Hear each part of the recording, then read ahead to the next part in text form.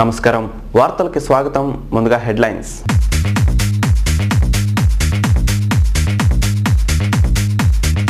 RTC RM కేవీఆర్కే Prasad బదిలీ నూతన ఆర్ఎంగా గోపీనాథ్ రెడ్డి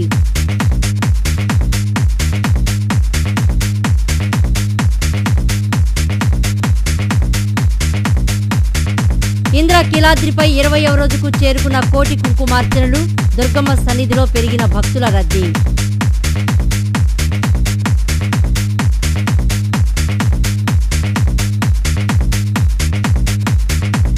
అనువాద రచనలు జాతీయ సమైక్యతకు దోహదపడతాయన్న పద్మశ్రీ యార్లగడ్డ లక్ష్మీప్రసాద్ వల్లభరావు అనువాద రచనలు కొనసాగించాలని ఆకాంక్ష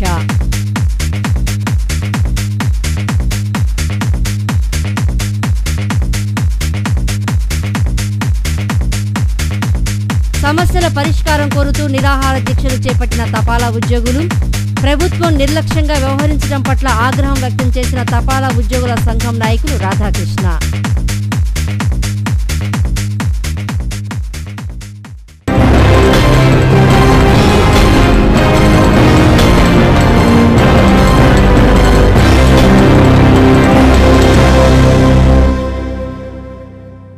ఇక వివరాల్లోకి వెళితే ఆర్టీసీ రీజనల్ మేనేజర్ కేవీఆర్కే ప్రసాద్ బదిలీ అయ్యారు.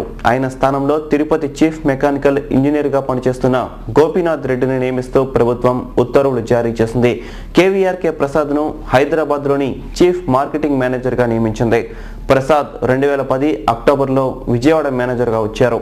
ఎంతో సౌమ్యుడిగా కార్మిక సమస్యలపై సానుకూలంగా స్పందించే అధికారిగా ప్రసాద్ గుర్తింపు పొందారు. RTC regional manager KRK Prasad బదిలీ అయ్యారు. ఆయనను హైదరాబాద్ చీఫ్ మెకానికల్ మేనేజర్గా బదిలీ చేస్తూ ఆర్టీసీ ఎండీ ఏకే ఖాన్ ఉత్తర్వులు జారీ చేశారు.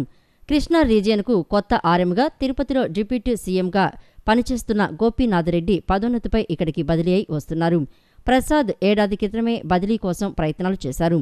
అప్పట్లో వీలు పడలేదు. కృష్ణా రీజియన్లో ఆర్టీసీ ఆర్ఎంగా ప్రసాద్ సరికొత్త నిర్ణయాలు తీసుకున్నారు.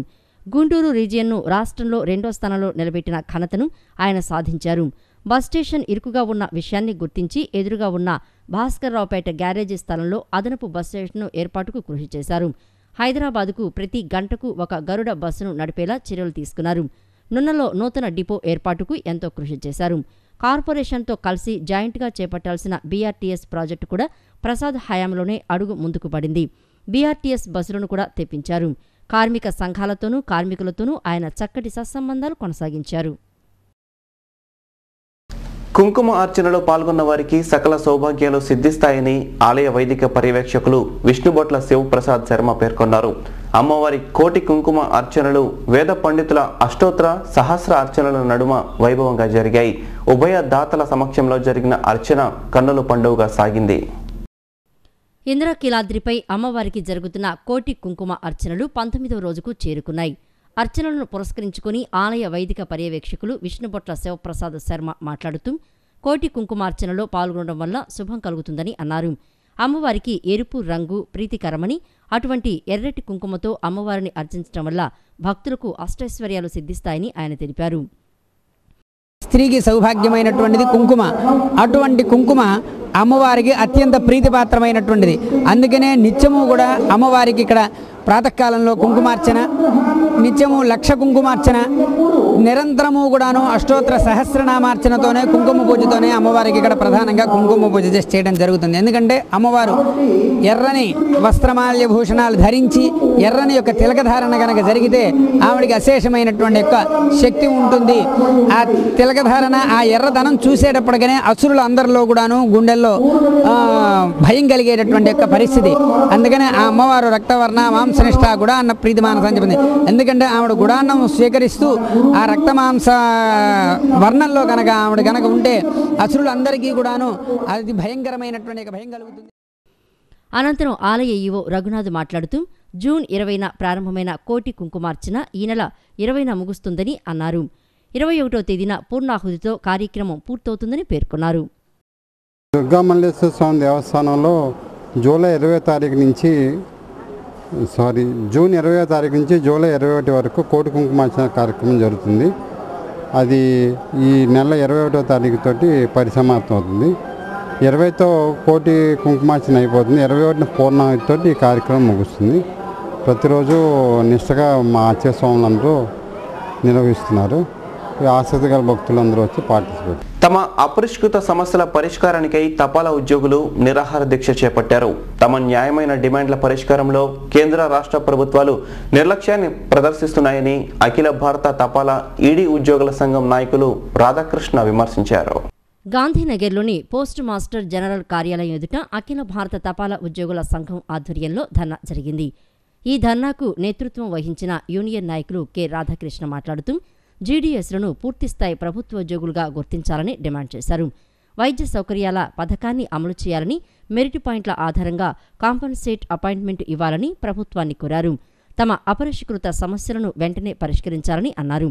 లేని పక్షంలో ఆందోళనలు తీవ్రతరం చేస్తామని హెచ్చరించారు. మా 6 డిమాండ్స్ ఏవైతే ఉన్నాయో ఆ డిమాండ్స్ ప్రభుత్వం నిరసన తెలియజేయడం కోసం అని ఈరోజు విజయవాడ రీజనల్ ఆఫీస్ గాంధీనగరంలో ఈ కార్యక్రమం నిరాహార దీక్ష జరుగుతుంది. అలాగే 6 డిమాండ్స్లో జీడీఎస్ ఎంప్లాయీస్ని పర్మనెంట్ చేయాలని, అలాగే బోనస్ పరిమితిని గరిష్ట పరిమితిని 3,500కు పెంచాలని, అలా మెడికల్ సౌకర్యం కల్పించాలని, అలాగే కంపార్ట్మెంట్గా ఉండు ఎవరైతే చనిపోయారో ఆ పిల్లలకి వెంటనే పాన్ సిస్టమ్ కాకుండా పాత పద్ధతులు ఏదైతే ఉందో వాళ్ళందరూ కూడా ఉద్యోగాలు ఇవ్వాలని, అలాగే డిపార్ట్మెంట్కి ఏవైతే వసతులు ఉన్నాయో అవన్నీ కూడా జీడీఎస్ ఎంప్లాయీస్ కూడా వెంటనే ప్రభుత్వం ఇవ్వాలని చెప్పి మేము మీడియా ద్వారా ప్రభుత్వానికి అలా డిపార్ట్మెంట్కి కూడా ప్రజానికానికి కూడా తెలియజేసుకుంటున్నాము. ఈ సమస్యను పరిష్కరించే వరకు కూడా ఇలాంటి పోరాటాలు, ధర్నాలు, గేట్ మీటింగ్లు ప్రతి సమస్యలు పరిష్కరించే వరకు కూడా. ఉన్నత విద్య పరిశోధన బిల్లుకు వ్యతిరేకంగా నేడు రేపు దేశవ్యాప్తంగా న్యాయవాదులు విధులను బహిష్కరించి నిరసన తెలియజేస్తున్నట్లు రాష్ట్ర బార్ కౌన్సిల్ సభ్యులు ఆల్ ఇండియా లాయర్స్ యూనియన్ ప్రతినిధులు తెలిపారు. దేశవ్యాప్తంగా ఆయా కలెక్టరేట్ల వద్ద బిల్లు ప్రతులను దహనం చేయాలని నిర్ణయించినట్లు వారు పేర్కొన్నారు. నిన్న జరిగిన విలేకరుల సమావేశంలో రాష్ట్ర బార్ అసోసియేషన్ సభ్యులు మాట్లాడుతూ బార్ కౌన్సిల్ ఆఫ్ ఇండియా పిలుపు మేరకు ఈ రోజు రేపు దేశవ్యాప్తంగా న్యాయవాదులు విధులను బహిష్కరించి నిరసనను తెలియజేస్తున్నట్లు తెలిపారు. ఉన్నత విద్య పరిశోధన బిల్లును వ్యతిరేకిస్తూ కలెక్టర్ కార్యాలయాల ఎదుట దాని ప్రతులను దహనం చేయాలని నిర్ణయించినట్టు తెలియజేశారు. విదేశీ న్యాయవాద సంస్థలు, న్యాయ సలహా కంపెనీలు ఈ బిల్లు వల్ల మన దేశంలోకి యథేచ్ఛగా ప్రవేశించే వీలుందని పేర్కొన్నారు. దీనిని నిరోధించేందుకు న్యాయవాదులు పోరాటం చేస్తున్నారని అన్నారు.